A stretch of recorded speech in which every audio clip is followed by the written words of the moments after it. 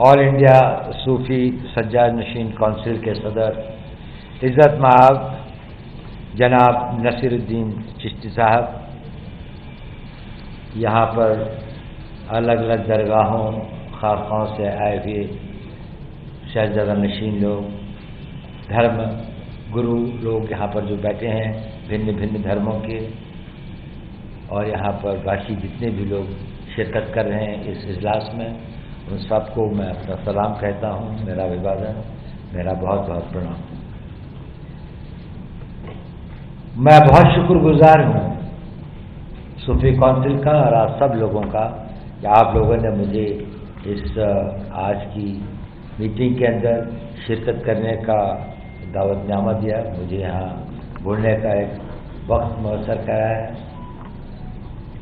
पहले मुझे बताया गया कि आज ये मीटिंग हो रही है और मैंने सोचा कि ये एक बहुत अच्छी शुरुआत है। यहाँ पर हमारे बहुत ही अजीम शख्सियत तशरीफ़ रख रहे हैं। यहाँ पे मौलाना सैयद सलमान नदवी साहब, मौलाना कल्बे जावेद साहब, जिनसे मेरा काफ़ी पुराना और अजीज ताल्लुकात हैं, और आप लोगों में से अक्सर कई लोगों के साथ में मेरा काफ़ी दिनों से, काफ़ी लोगों से निजी परिचय भी है, तो उन सब का भी मैं बहुत शुक्रगुजार हूँ।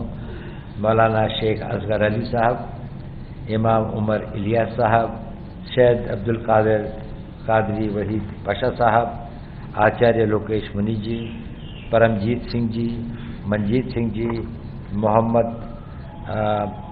महामंडलेश्वर श्री प्रज्ञानंद जी, महामंडलेश्वर श्री प्रज्ञानंद जी, क्षमा कीजिएगा, स्वामी चक्रपाणी जी, फादर डॉक्टर एम.जे. थॉमस साहब, बौद्ध आचार्य यशी फुंसुक जी, श्री पुष्प दंत जी आउट ऑफ लिविंग से, परमजीत सिंह जी, तो मैंने नाम उनका आ चुका था पहले, और मौलाना सैयद मोहिद्दीन अशरफी साहब, मौलाना सैयद हसन मरहदी साहब, मौलाना अमीर रशदी साहब। मैंने अभी हमारे शहजादा नसीम जनाब नसीरुद्दीन चिश्ती साहब को सुना। उन्होंने एक बहुत ही चंद शब्दों में इसकी अहमियत, इसकी ज़रूरत और इसकी सामयिकता का वर्णन किया है। दुनिया के अंदर में एक अजीब सा माहौल, कन्फ्लिक्ट का माहौल पैदा हो रहा है। अगर हमें उस माहौल का मुकाबला करना है तो सबसे बड़ी ज़रूरत है कि हमें अपने देश के अंदर, अपने घर के अंदर, अपनी चीज़ों के लिए इस चीज़ को कि हम उसे महफूज रखें, हमारी एकता और एकजुहती जो है बरकरार रहे, हम एक सशक्त मुल्क की तरह आगे बढ़ें। पिछले चंद सालों में जिस तरह से और जिस रफ्तार से देश तरक्की कर रहा है, और इस रफ्तार से जो तरक्की है इसका जो लाभ होगा वो हर मजहब का, हर धर्म का, हर हिंदुस्तानी को उससे लाभ होगा, उससे फायदा होगा। लेकिन कई अनासर, कई फोर्सेस इस तरह की भी एक नेगेटिविज्म का एक माहौल बनाने की कोशिश करते हैं, जिससे देश की प्रगति में बाधा पड़ती है, रुकावटें पड़ती हैं। चंद लोग जो धर्म के नाम पर या किसी और विचारधारा के नाम पर हिंसा का, दो लोगों के अंदर वैमनस्य पैदा करने का, लोगों के अंदर में कन्फ्लिक्ट क्रिएट करने का प्रयत्न करते हैं, उसका प्रभाव पूरे देश पर होता है, देश के अंदर भी होता है और देश के बाहर भी होता है।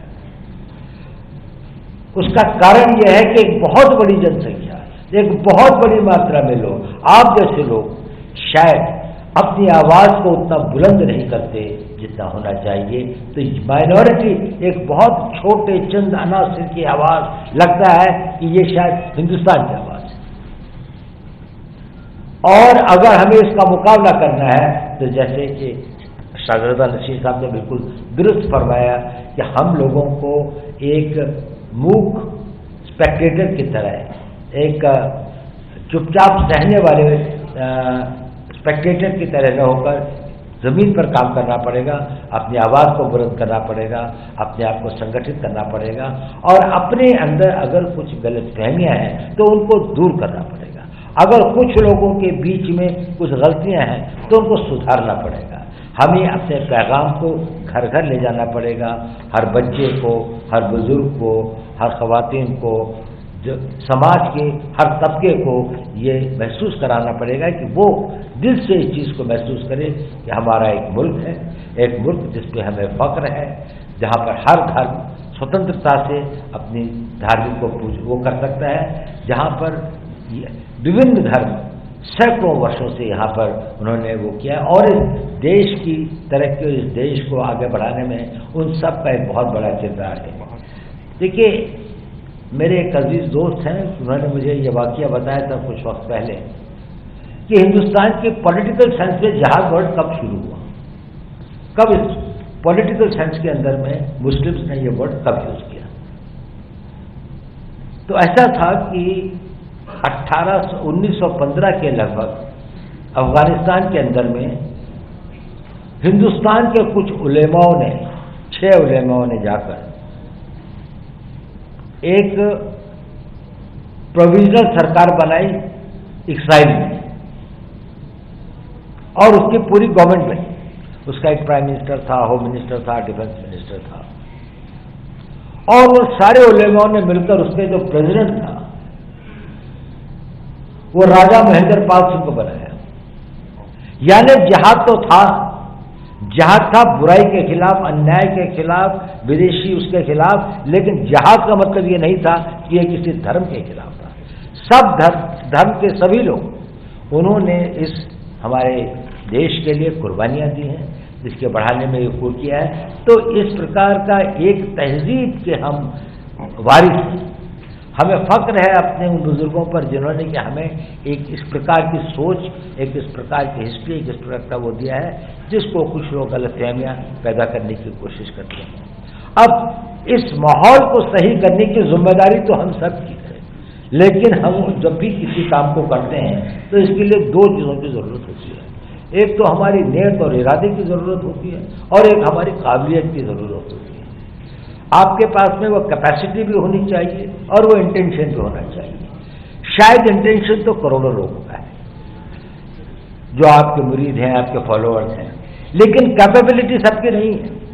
आप सबसे अधिक सक्षम लोग हैं, आप सबसे अधिक, आप लोगों में वो कुव्वत है और ये आज से नहीं, सैकड़ों सालों से हमारे धर्म गुरुओं ने, हमारे संतों ने, सूफी संतों की एक इतनी बड़ी ट्रेडिशन है सूफीज़म की इस देश के अंदर में, जो शायद दुनिया के इस्लामिक वर्ल्ड के अंदर में इतनी बड़ी और इतना कंट्रीब्यूशन इंटेलेक्चुअल, चाहे दीनी तरीके से देखें, मजहबी तरीके से देखें, इंटेलेक्चुअल तरीके से देखें, जितनी बड़ी उनकी कंट्रीब्यूशन हिंदुस्तान में रही है। इसलिए आपकी जिम्मेदारियाँ बहुत बढ़ जाती हैं। आप परमिट नहीं कर सकते। कुछ वेस्टेड इंटरेस्ट को, कुछ लोग जिनके निहित स्वार्थ हैं, वो समाज के अंदर में बुराइयां पैदा करें, समाज के अंदर में तोड़ फोड़ करें, समाज में एक दूसरे के प्रति लोगों को भड़काएं और देश को कमजोर करें, देश के भविष्य को अंधकारमय करें।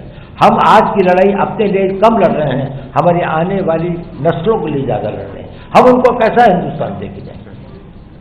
हमने एक हिंदुस्तान विकसित किया है जो सोशली, कल्चरली, सिविलाइजेशनली बहुत अजीम था। चाहे वहाँ पर हो सकता है कि कभी अंग्रेज़ों का ये था, लेकिन सिविलाइजेशनली और ये देश हमेशा एक बड़ी आज़ाद सोच का देश रहा है और बड़ी इसके अंदर में एक इज्जत थी और एक वो रही है। हमें इसको बरकरार ही नहीं करना है, इसको आगे बढ़ाना है, इसको और मजबूत करना है। और आप सब लोग, आप लोगों के हज़ारों और लाखों की तादाद में मुरीद हैं, आप लोगों को मानने वाले, आप लोगों को भरोसा करने वाले, जिनकी आप रहनुमाई कर सकते हैं। आपने वो काबिलियत दी है और आपका इंटेंशन भी बहुत वो है। लेकिन मेरे ख्याल से 2 चीज़ों के ऊपर मैं बल देना चाहता हूँ। एक तो आप में संगठन शक्ति होनी चाहिए, आप लोगों को मिलकर काम करना चाहिए और इसको मिलने के लिए, इसके इस कॉम्प्रिहेंसिवनेस के लिए आप सभी लोगों को, सभी मुस्लिम्स को और मुस्लिम के साथ साथ बाकी धर्मगुरु, यहाँ पर हिंदू भी हैं, सिख भी हैं, ईसाई भी हैं, हमारे बौद्ध भी हैं, सभी धर्मों के यहाँ पर वो हैं और जो नहीं भी हैं उन तक भी हमको पहुँचना है और उनको भी इसके अंदर में हमें शामिल करना है। ये देश के पुनर्निर्माण की, ये देश के अंदर एक इनकलाब लाने की ज़रूरत है कि जहाँ पर लोगों के अंदर में ये एक जज्बा पैदा किया जाए, वो इमोशन पैदा किया जाए कि हम किसी को भी अपने देश की अखंडता, अपने देश की यूनिटी, अपने देश की एकजहती, इसको कॉम्प्रोमाइज़ नहीं होने देंगे। हमारे भाई समुदाय के भी यहाँ पर वो आए हैं, मैं उनका बहुत खैर मकदम करता हूँ, तो सलाम करता हूँ, और मैं उम्मीद करता हूँ कि आप सब लोग इस काम में करेंगे। तो एक बात संगठन की है, संगठन के साथ साथ एक दूसरी बात यह है कि हम अपने आप को एक किसी इंस्टीट्यूशंस के तरीके से एक प्लान और एक स्ट्रैटेजिक सेंस के अंदर में, एक देश के अंदर में इस मजबूती को कैसे बढ़ाया जाए और हर आखिरी भारतीय के दिल के अंदर में ये हौसला और ये विश्वास पैदा किया जाए कि यहाँ हर हिंदुस्तानी महफूज है, हर एक की जान, माल, इज्जत, सब कुछ जो है एक हिंदुस्तानी को कहीं पर भी आ जाएगी तो सारे हिंदुस्तानी उसकी रक्षा के लिए खड़े होंगे, उसके साथ में आएंगे। हम सब लोगों को एक होकर वो करना है। हम सब लोग एक जहाज में हैं, अगर हम डूबेंगे तो साथ डूबेंगे और हमारा बेड़ा अगर पार होगा तो साथ ही होगा।